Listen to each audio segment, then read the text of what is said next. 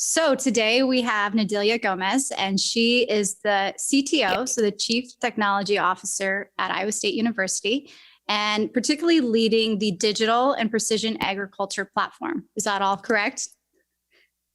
Yes, that is correct. So she is joining us for Des Moines Startup Stories. And particularly, we're going to be talking about agriculture and where startups are today in the Midwest, a number of the initiatives that Iowa State is leading, and then just getting to know Nadilia in general. So to kind of kick us off, when you were young, did you ever think you would be this leader, this champion for agriculture in Iowa? No, not at all. There was no way of predicting that.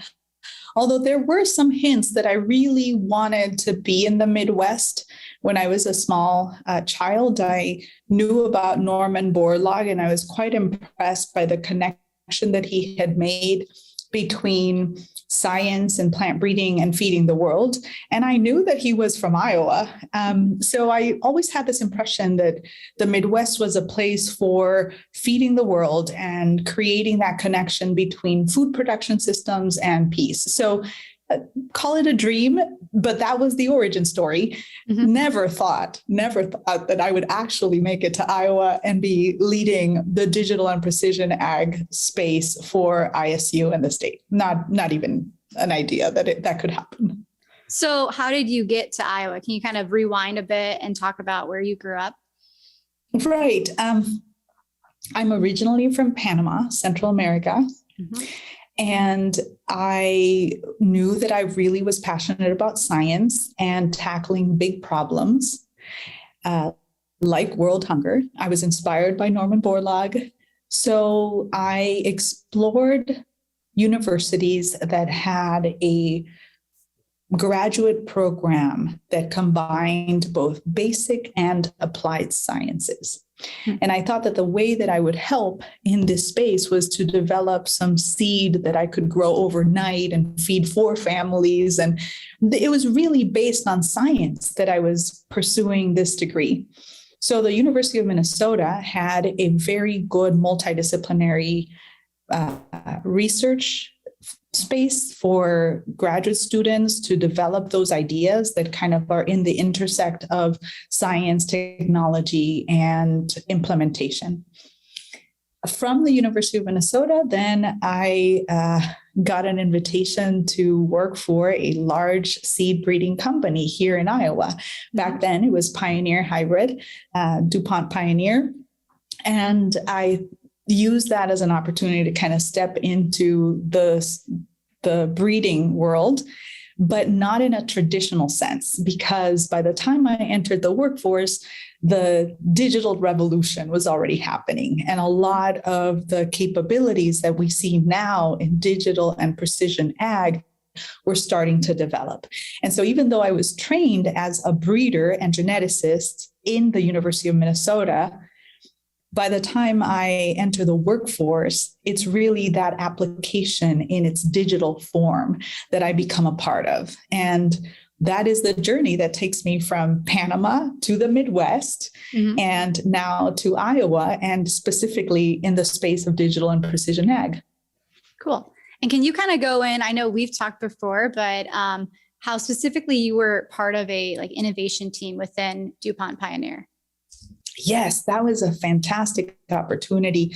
When I entered the workforce and was in DuPont Pioneer, there was a small team of about 6-8 people that were really encouraged to explore how the knowledge, the science that we had in breeding connected what was happening in the lab with molecular biology and what was happening in the field with plants growing in the field, and making all of that data available for breeders to make their decisions was a key component of what that team was exploring. And I really enjoyed the fact that I describe it as an innovation team because this team was small, agile, had a lot of freedom to interact directly with the end users of the system. And in doing that, we shaped a tool that very quickly became one of the most popular tools in the company and helped a lot of people see beyond the data that they currently had at the moment and explore alternative decisions in the breeding space. Mm-hmm. That's exciting. And we'll kind of jump back to that later in our conversation. So can you now kind of shifting gears a little bit, talk about your role at Iowa State and everything like what Iowa State is doing in agriculture? I know they have many years of experience. I was going to say. It's a dominant player that we are so lucky to have in Iowa. And so kind of talk about what you're working on and what excites you. Absolutely. So you are absolutely right. You could have 100 podcasts about ISU's prolific ability to generate agriculture and technology innovations. I best describe what I do as helping to accelerate the path from innovation to commercialization of ideas that could help the farm. And sometimes these ideas emerge in the context of solving a problem, but that initial idea has to be refined and tested so that it can actually operate at scale in the farm and bring valuable insights or bring benefits to those farm operators, right? Mm-hmm. So my role brings me very close to faculty and graduate students, in particular those that are coming up with new entrepreneurial initiatives. We work very closely as well with the transfer and licensing office to make sure that we see new ways of taking innovation and applying it to different systems. Mm-hmm.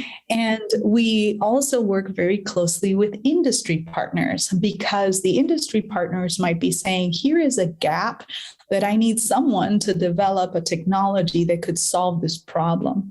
So by bringing these three components together, what I do is shepherd the process from innovation to commercialization mm-hmm. of these great ideas that ISU's community is generating. And some of the things that I'm most excited about actually cross different dimensions. One aspect, one dimension that I'm excited about is the actual technology. We have research in the space of automation, artificial intelligence, the connection between production of crops and livestock and human health. There's a variety of elements from a technological standpoint that I am really excited about. The other dimension is the maturity of the entrepreneurial ecosystem. Mm-hmm. And this is relevant to those that are aware of the importance of new businesses, new companies emerging with these ideas to bring those products and services to the users, right? So I'm really excited that the maturity of that ecosystem means that we have now a developing pipeline of companies that are just coming up with novel ideas that might be several years away from becoming products.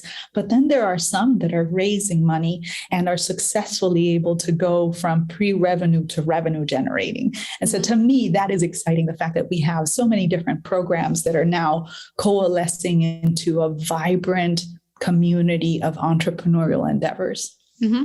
That's awesome. So kind of going right into that with that process of helping people get to commercialization or to the marketplace. When you are working with the faculty, the postdocs, the researchers, and then maybe also the entrepreneurs, this could be the same question. What is the most important ingredient for their success? And maybe are they different? Are they different minds altogether? Yeah. I find that all of the founders that I have worked with regardless of their own origin story, right? Are they from the academic setting? Have they been in industry before? Even farm background influenced entrepreneurs. The reality is that they're a very unique set of individuals. They have eagerness to take on risks, and they have a big vision for their company and for the leadership that they bring and that their teams bring as well. So there are some common themes around all of them, but they also differ in a lot of ways. Mm-hmm. I would say that one of the characteristics that is most important, regardless of where they're coming from, is their ability to listen and iterate through a process of the product development informed by the customer's needs. Many of them might have initially a big picture about where they want to go with their product, but attaining that product market fit is extremely important. So those customer discovery sessions where they're really listening to what are the pain points of their customers, and they're completely attuned with what are the new trends. Maybe there's other customers that might be important in developing their products as well. And that ability to listen is truly essential, because without that, I think it's very likely that any of us could go down a rabbit hole, spend a lot of effort and time and resources, money, and not come out with something that really will result in a business. Great ideas are available. They're abundant. That path of refining that idea so that it actually becomes a product that can be a business, that requires a lot of listening. So I think those entrepreneurs, regardless of their background, that have the ability to listen and adapt to what they're listening to is really important. Mm-hmm. So kind of almost like you have to break up with your idea. Like that is maybe the goal, your initial idea. Yes, it's actually quite interesting, right? Because on one hand, you have to have that sort of vision for what you want to deliver. And at the same time, you're constantly imagining a world where you might be wrong and exploring that world and saying, what if that's not exactly what would bring value, right? So I believe that that's exactly right. It's almost like breaking up that idea that you had, decomposing it, and then recomposing it as you get more information. Mm-hmm. So kind of going into the challenges around entrepreneurs, specifically in ag technology, what do they face today and how do you help them overcome that? Yeah. So first of all, the landscape is very competitive compared to where it was 10, 15 years ago. So it is really difficult to come up with an idea for a product or service that hasn't been explored in the last decade. Mm-hmm. The second thing that is a challenge is the imagination is wilder than our feasibility right now. There are many limitations, such as broadband connectivity challenges in the farm right now. And so the idea that we could already jump to computer enhanced decision making and automated actions in the farm at scale to really bring tremendous value can be a couple of steps removed from where we're at now. So that's a second challenge. If the vision is too far out there and we still need to do a couple of steps before we get there, that's the second challenge.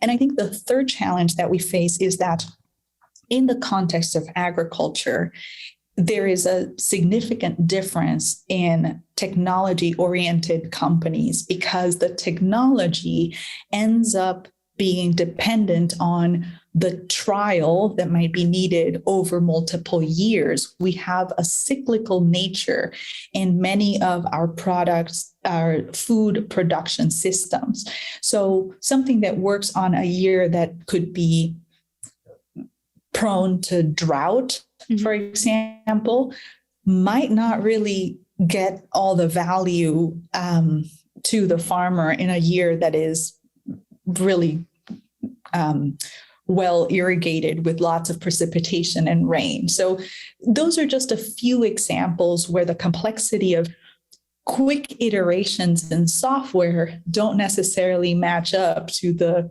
biological logistic realities of the farm. And that's just an example, but you can see the same things happening in livestock and in other things where there's just a cyclical nature of when decisions are made and when a particular product is going to help the farmer make a better decision. So that's a third thing. I think it's just the timing element of synchronizing how fast you can go with the development of an idea, and then how much testing can actually occur at scale. In a way that could then allow that entrepreneur to sell their products and position their services.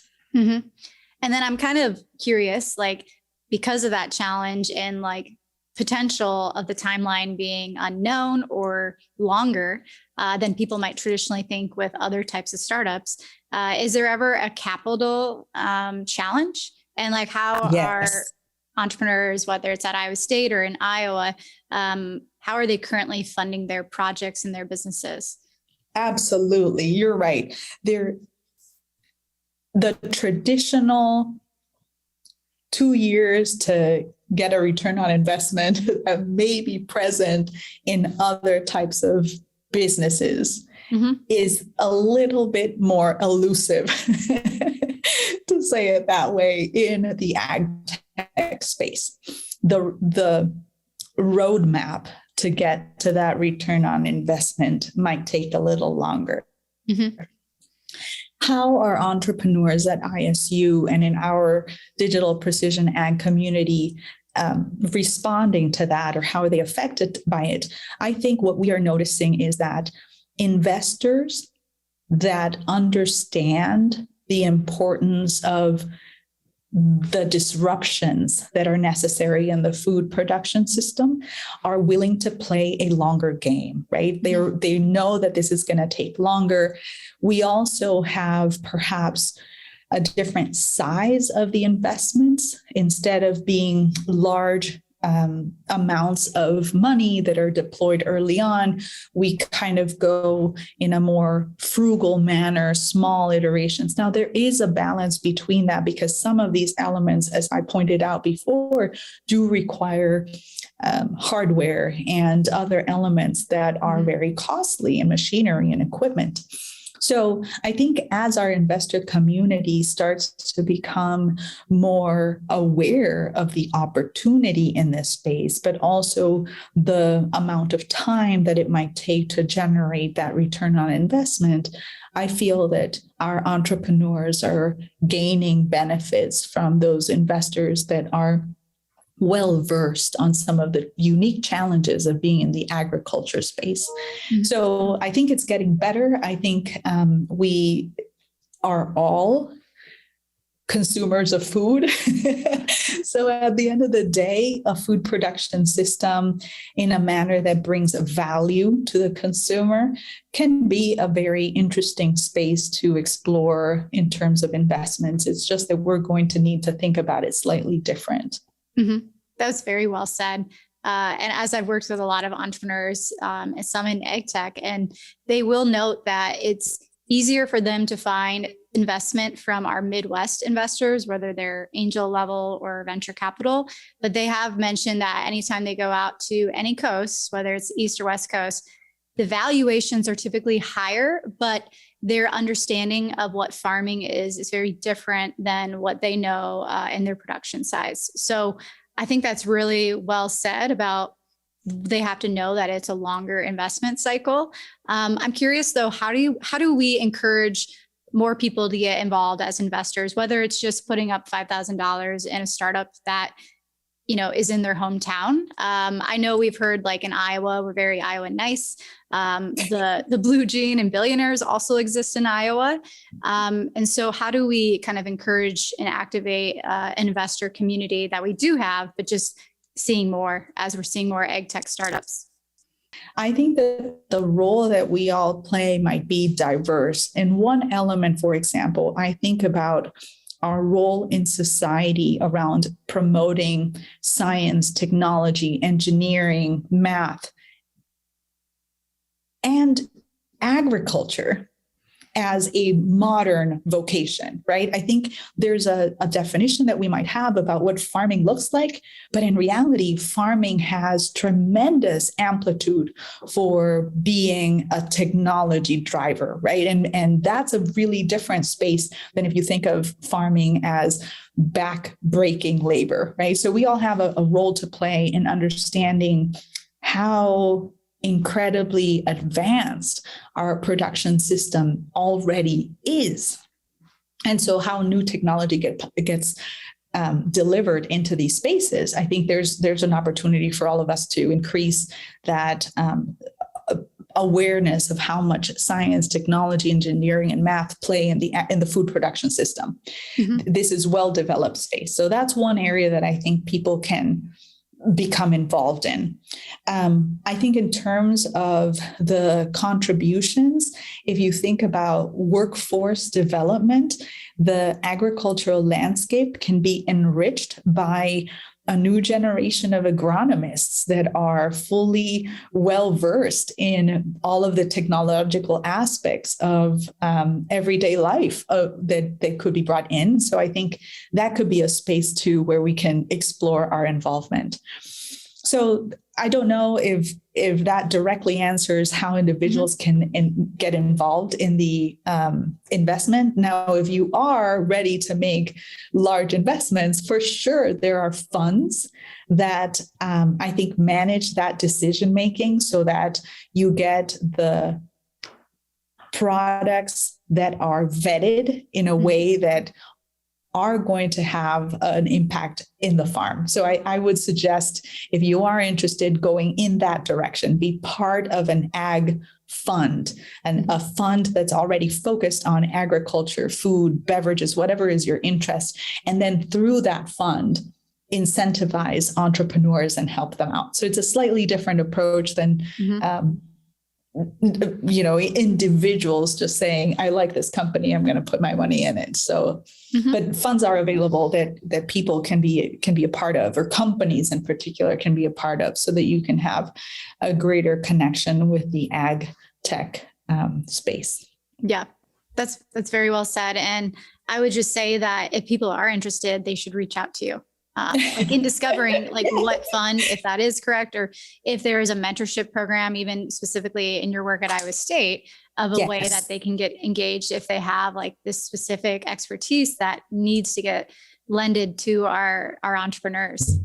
Absolutely. In the space of mentorship and entrepreneurship, absolutely. In fact, I know that there are individuals that have perhaps successfully exited their first company and they're looking for something else to get involved in. And they might be right on the sidelines saying, I don't know if I need to go into ag. I mean, what's an ag? I would say yes, there are a lot of opportunities where technology focused individuals have taken it far enough, and now they need a partner, a founder, a co-founder, or one of those early stage C-suite members that can help bring the operational elements or the marketing aspects or the product development pieces forth, the fundraising. So if there are individuals that are interested in that,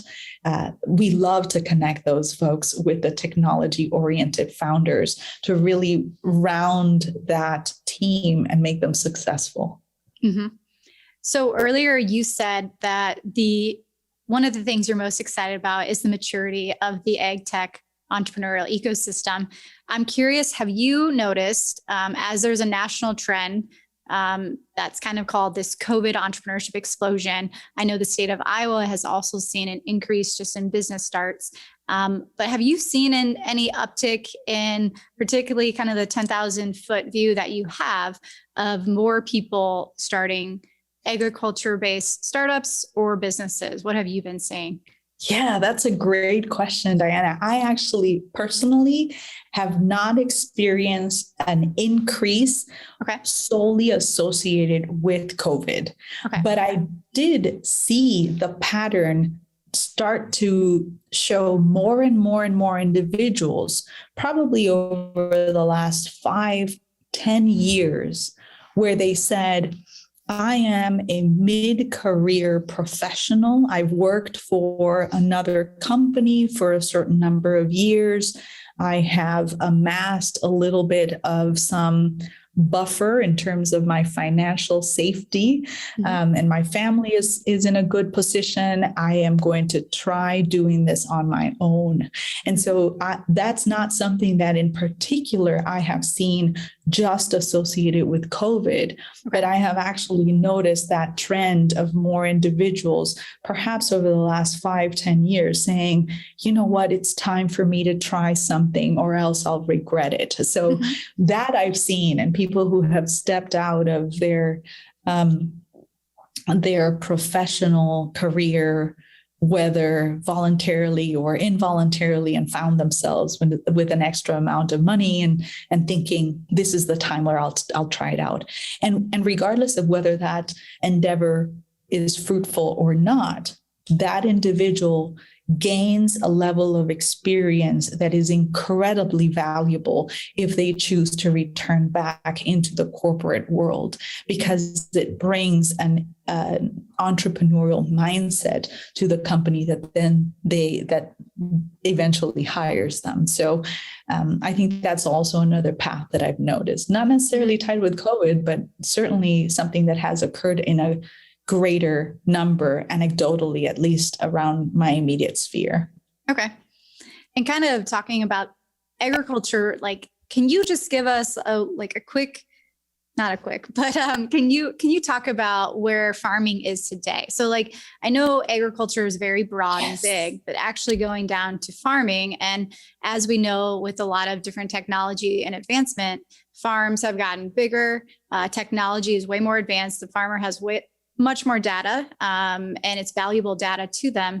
And so talk about where farming is today versus 20 years ago and how that actually affects the maturity of the entrepreneur ecosystem. Yeah. So first of all, we need to start off by stating that there is a huge range of adoption of technology in farming operations. There are still farms that may be primarily managed at a smaller scale with a lot of human engagement and involvement.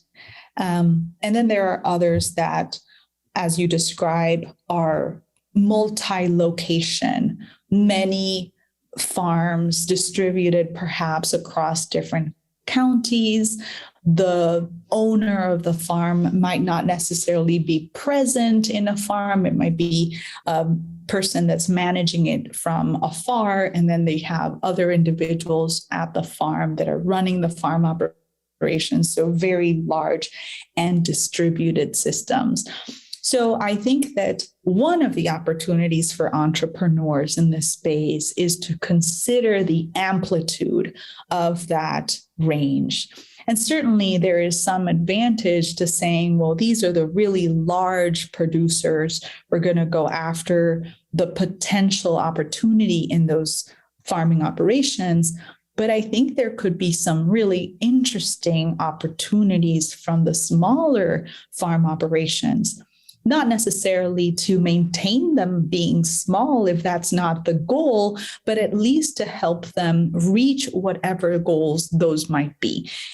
So I would say that range of diversity opens up opportunities for a variety of businesses.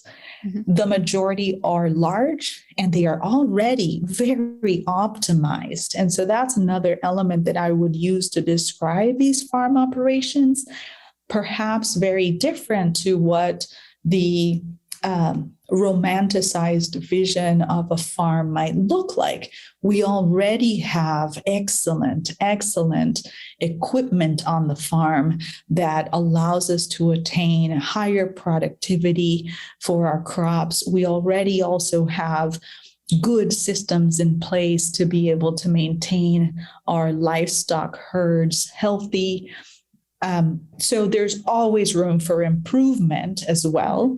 But the farm is a really well-oiled machine in most of the cases because there is a lot of technology that's already there. Now, the other part of this is that the farming operations don't always have all the data collected in a single place to be able to run the type of analysis that we would like to run at scale, right? And so before we can unlock greater optimization, we're probably going to have to start setting up the foundational components of how do we collect and maintain the data and what data do we collect and why. So I think that there's still some room in that space as well. A lot of it is still done by paper, notebooks and phone calls. Phone calls are always there present. What happened here? What happened there? Is this machine working? Do we have to do something about arranging the logistics of our transportation and fleet and things like that? So there's some elements of that too that can be improved by digital tools. Mm-hmm. So talking about bigger challenges and bigger opportunities, how do you consider agriculture when it comes to addressing if it's climate and if it's carbon? And there's a lot of new jargon, not just jargon, but vocabulary that people are learning about. Oh, there's even a carbon economy. And there's a lot of opportunities for people to improve the way that we have been doing things, whether we knew it or not, how it could be damaging as well. And so I don't think it's the only area. I know it's a big area is how we make food and how we produce things. And so how do you think about that? And I know Iowa State has probably a number of researchers tackling this, but kind of talk about that challenge and where there's some opportunities there. Yeah. I think that the food production system can be engaged successfully in the production of food that is more environmentally friendly, for sure. There's room for improvement there. The specifics of what works in one farm are highly dependent on where that farm is right now and the practices that that farm uses on a daily basis. So the journey to make food production more environmentally friendly, I believe, is highly dependent on that baseline, that starting point, and what practices are best suited for that particular farm. So once again, I see the diversity of offerings that startups can bring to the table as a vehicle to expand the alternatives that farm operations can have and implement to get to that goal. There are certain practices that might be generally recommended across different geographies. And then you have to impose upon that an understanding of what are the management practices from a human decision-making that affect that. So I think the complexity lends itself beautifully to the creation of a variety of offerings and for the farm to tailor the specific needs depending on where their baseline is at. Definitely, I think we all need to think about sustainability. regenerative practices, call it whatever you want. The terminology continues to evolve.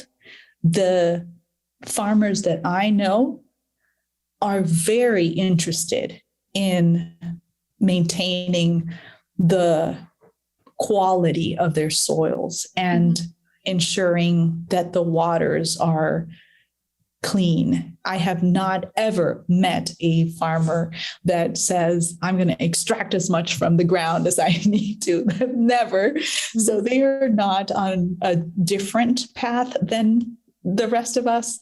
They want to achieve the same goals, and having the diversity of offerings, products, and services to do that, plus an understanding of where they're at now, their baseline, I think could be very powerful to get us there.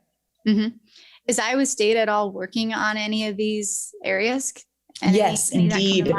And absolutely. And one of the things that I enjoy the most about these wicked problems, where you have a variety of stakeholders, is that the solution can come from a combination of different efforts. You can have folks in the agriculture and life sciences space that are developing better varieties and better practices. You might have individuals from the engineering side that now have to put that into some kind of machine or equipment that can sense or measure the things that are important, and then give us feedback at the time that it's necessary then to make a different choice on how to manage that production site. So I'm really excited about that. It also takes the involvement of farmers, as I said, to say, these are the things that I'm doing now. How do I actually move closer to those sustainability goals,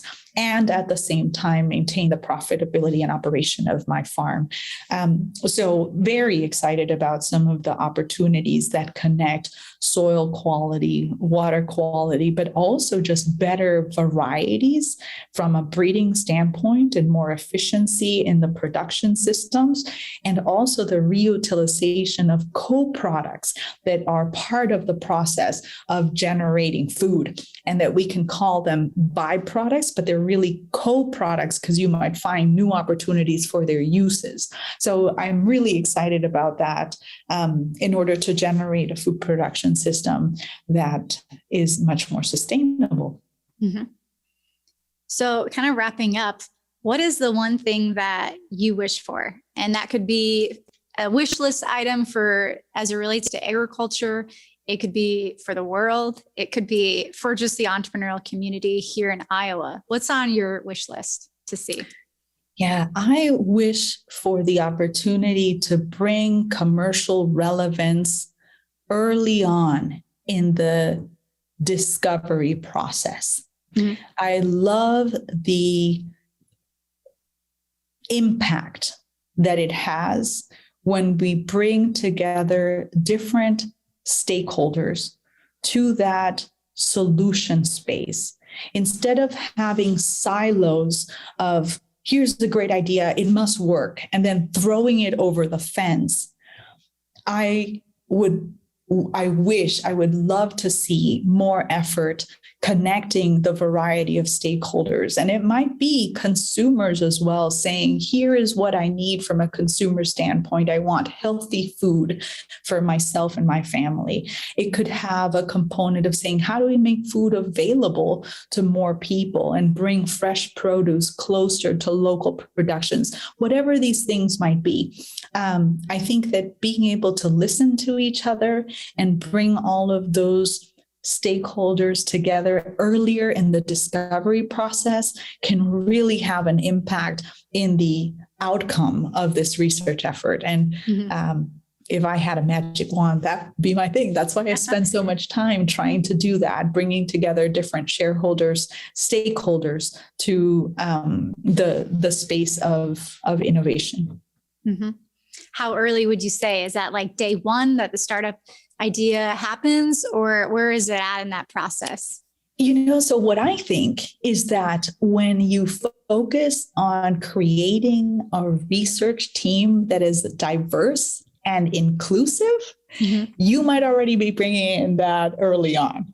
Mhm. And so how early? As early as possible. But I have seen very successful teams that start off with that desire of bringing different perspectives and a hunger for listening to each other.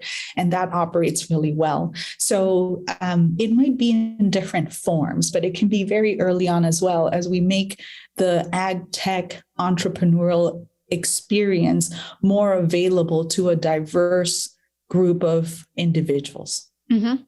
I'm really glad that you talked about team because it's something we didn't cover. But how does someone find team members? Like whether it's finding like we need the agronomists on the team, or as it relates to who's behind the strategy, who has the vision. So what would you say when people are like, "Hey, Nadilia, I know I need a team, but I don't know where to find them"?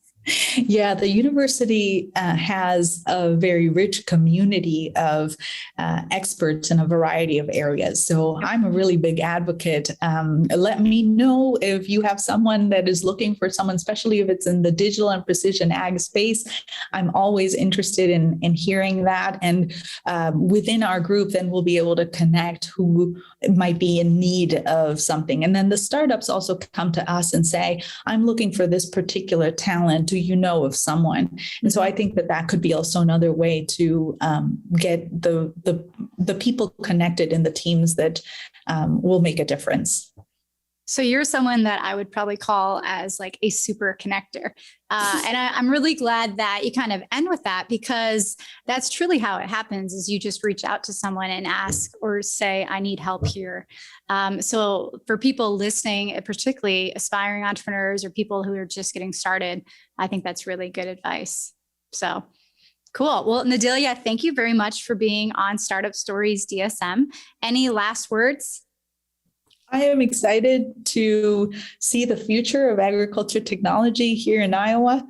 I think that we have a very rich core and a strong legacy. I think the future is bright when we think about the talent that is out there and the really big problems that we have to solve in food production systems are just huge opportunities for us to explore more of these solutions. So I'm hopeful.